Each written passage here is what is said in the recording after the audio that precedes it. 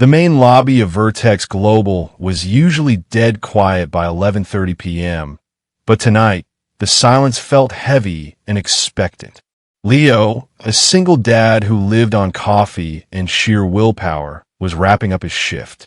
He was running a buffer over the expensive Italian marble, the air conditioning giving the huge space a cool, slightly sterile feeling. He kept checking his watch.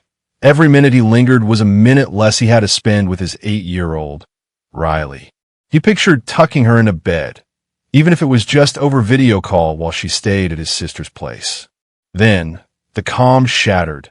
Footsteps pounded, not the measured stride of security, but a frantic, high-heeled sprint echoing from the executive floor.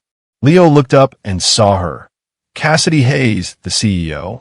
Her usual look was pure, intimidating polish, but tonight, she looked like a total disaster. Her perfectly tailored blazer was half unbuttoned, and her dark hair was slightly messy. Her eyes, usually sharp and focused, were huge with raw panic. She darted behind a column near him. "You gotta pretend to be my guy for 5 minutes," she whispered, breathless, her voice barely a squeak. She glanced desperately toward the elevators. Leo froze, the buffer handle slipping in his sweaty grip. "Say what?" he stammered, his mind racing to catch up. "Please," she pleaded, her composure totally gone. "Just act like my boyfriend. Someone's freaking me out. He's following me." The sound of the elevator ding was like a gunshot. Out stepped a guy in a $5,000 suit. Derek, his face flushed red with pure rage. He scanned the lobby like a predator. "Cassidy!" the man barked, his voice loud enough to vibrate the marble. "We are not done talking." Cassidy yanked Leo's sleeve, a silent, desperate look of pure terror in her eyes. Leo knew this wasn't some corporate drama. This was for real. Instinct took over. He dropped the mop, stepped between her and Derek, and gently placed a protective hand on her shoulder. "Hey, babe," Leo said loudly, forcing a relaxed smile, using his best improv skills. "You're late, man." I was starting to worry. He gently pulled her closer, forcing her to lean into his chest, which smelled faintly of lemon cleaner and sweat. Cassidy's relief was immediate and total. She sagged against him, playing the part perfectly.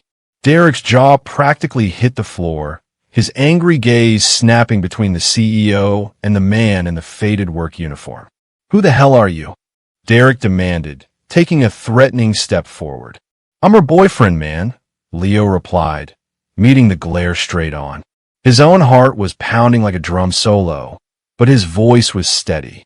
"And if you don't mind, she's going to chill out tonight. Go on, get lost." Derek huffed, his nostrils flaring. He couldn't risk a scene with witnesses, especially not with who he assumed was her boyfriend. He shot one last venomous look at Cassidy before turning around, muttering, "This isn't over, Sienna." He stormed out the revolving doors. When the glass doors stopped spinning, Cassidy let out a long, shaky breath. "Thank you," she managed, her voice thick with emotion.